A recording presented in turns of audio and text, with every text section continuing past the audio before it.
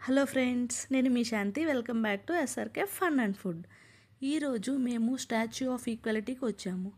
ఈ వీడియోలో నేను మీకు శ్రీ రామానుజాచార్యులు స్టాచ్యూ ఆఫ్ ఈక్వాలిటీ గురించి డీటెయిల్డ్గా ఫుల్గా ఎక్స్ప్లెయిన్ చేస్తాను. ఈ వీడియో మాత్రం మీరు ఎక్కడా స్కిప్ చేయకుండా, మిస్ అవ్వకుండా మొత్తం ఫుల్గా చూడండి. ఈ శ్రీ రామానుజాచార్యుల గురించి చెప్పాలి అంటే 1000 ఏళ్ల క్రితం ధరాతలంపై నడియాడిన సమతామూర్తి జగద్గురు శ్రీ రామానుజాచార్యులు మళ్ళీ మనకు దర్శనమివ్వనున్నారు. ఇది ఎక్కడ ప్రతిష్ట అయ్యిందంటే హైదరాబాద్ శంషాబాద్ దగ్గర ముచింతల్ అనే గ్రామంలో 45 ఎకరాలలో శిల్పకళా శోభితమైన పచ్చని కాంతులతో పొడమి నడుస్తున్నట్లు ఎటు చూసినా మొక్కలతో హాయిగా ఉన్న ప్రాంగణం ఏంటి అంటే స్టాచ్యూ ఆఫ్ ఈక్వాలిటీ. ఇది స్టాచ్యూ ఆఫ్ ఈక్వాలిటీ వచ్చేసి మనకి 1800 కిలోలు బరువుతో ఉండే 216 భారీ విగ్రహాన్ని 5th ఫిబ్రవరి 2022లో మన ప్రధానమంత్రి నరేంద్ర మోడీ చేతుల మీదుగా ప్రతిష్ట అనేది జరిగింది. ఈ విగ్రహం దగ్గరికి మనం వెళ్ళాలంటే 108 మెట్లు మనం ఎక్కాలి. ఇది ప్రపంచంలోనే 2వ అతిపెద్ద విగ్రహం.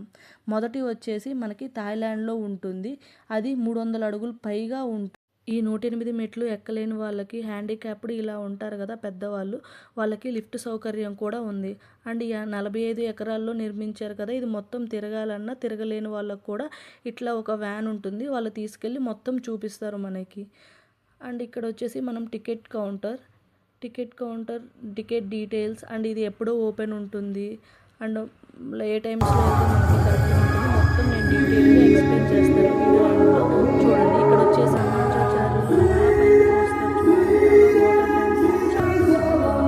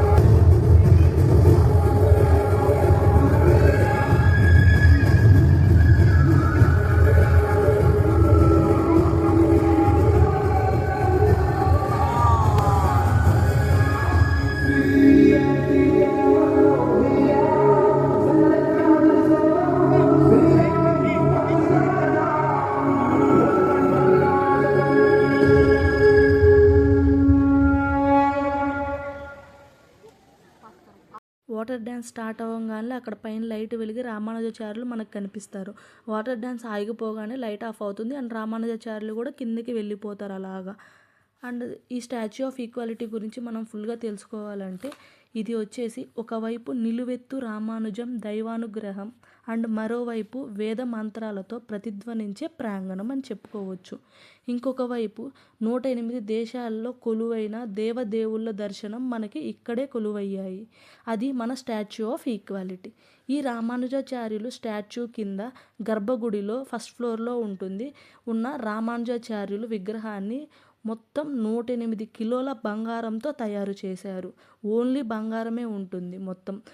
దీన్ని మనం ఫస్ట్ ఫ్లోర్కి వెళ్ళి మనం దర్శించుకోవచ్చు. దీన్ని మొత్తం నిర్మించటానికి దాదాపు 1000 కోట్లు ఖర్చు అయ్యింది. అండ్ 2700 శిల్పులు ఇందులో పాల్గొన్నారు ఇది మొత్తం తయారు చేయడానికి.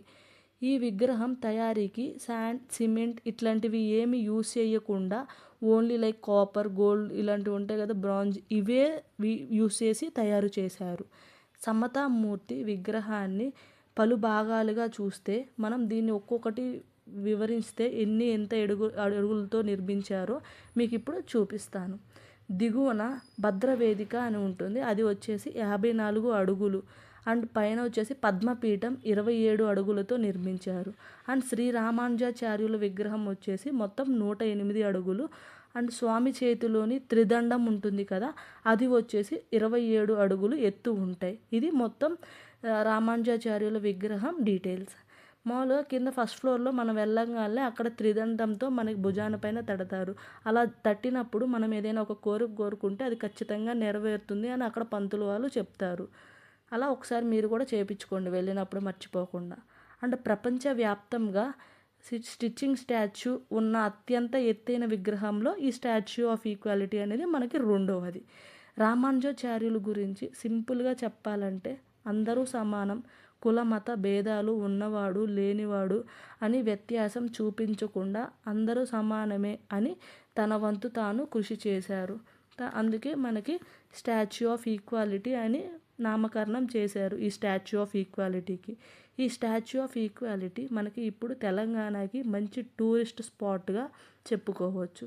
డైలీ చాలా టూరిస్టులు ఇక్కడికి వచ్చి విజిట్ చేస్తూ ఉంటారు.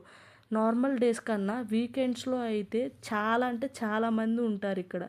దాదాపు ఇక్కడ 108 టెంపుల్స్ ఇక్కడ ప్రతిష్ఠ అయ్యాయి. అన్నీ ఒకదాని పక్కన ఒకటి వరుసగా ఉంటాయి టెంపుల్స్ అన్ని టెంపుల్స్ దగ్గర ఒక్కసారిగా వెళ్ళి చూడలేం కదా. ఎక్కడెక్కడో 108 దేశాలు వెళ్ళి చూడాలంటే చాలా కష్టం అవుతుంది. అలా కాకుండా మనం ఇక్కడికి స్టాచ్యూ ఆఫ్ ఈక్వాలిటీకి వచ్చాము అంటే 108 టెంపుల్స్లో వరుసగా చూడవచ్చు, అందరినీ దర్శించుకోవచ్చు. అండ్ 108 స్వాముల్ని దర్శించుకోవచ్చు. అది అన్ని స్వాముల్ని డైలీ బాగా అలంకరిస్తారు.